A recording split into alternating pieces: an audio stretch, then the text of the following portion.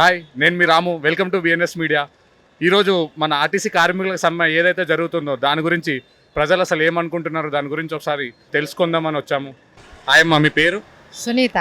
ఈరోజు bus strike నడుస్తుంది కదమ్మా, దాని గురించి అంటే ఎప్పుడు వచ్చారు మీరు? ఏ బస్ గురించి వెయిట్ చేస్తున్నారు? 222కి వెయిట్ చేస్తున్నాము. వెయిట్ చేస్తున్నారమ్మా.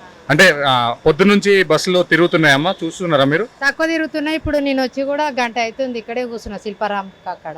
ఓకే, గంట నుంచి ఏ బస్సులో అయితే రాలేదు? రాలేదు సార్.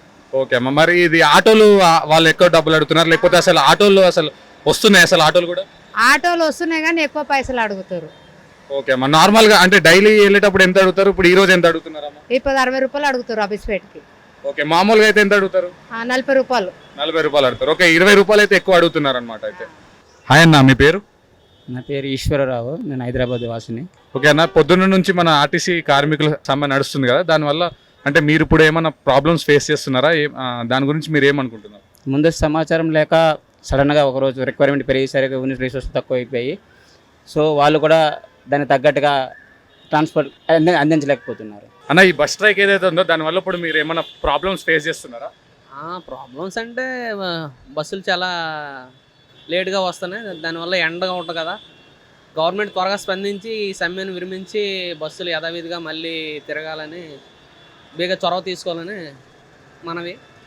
అంతే తప్ప కొద్దిగా ఛార్జీలు కూడా తగ్గిస్తే ప్రజలకి ఉపయోగపడే ఇది బాగుంటుంది.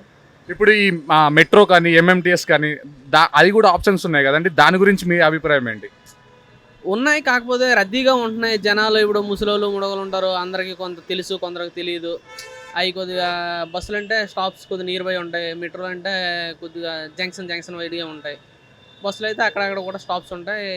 తెలిసిన వాళ్ళు ఉంటారు, తెలియని వాళ్ళు ఉంటారు, కొత్త వాళ్ళు ఉంటారు. ఇలాంటి వాళ్ళకి కూడా బస్సులు అయితే కొందరికి చెప్పేవాళ్ళు ఉంటారు. మెట్రో అంటే చెప్పేవాళ్ళు, సమాధానం ఇచ్చేవాళ్ళు ఎవరు ఉండరు. హాయ్ అన్న.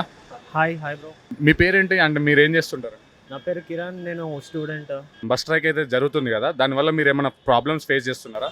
యాక్చువల్లీ నిజంగా చాలా బస్సులు అయితే వస్తలేవు టైంకి. లైక్ నేను 1.5 hour అవుతుంది ఇక్కడ కూర్చొని, ఇప్పుడు దాకా బస్సులు వస్తలేవు.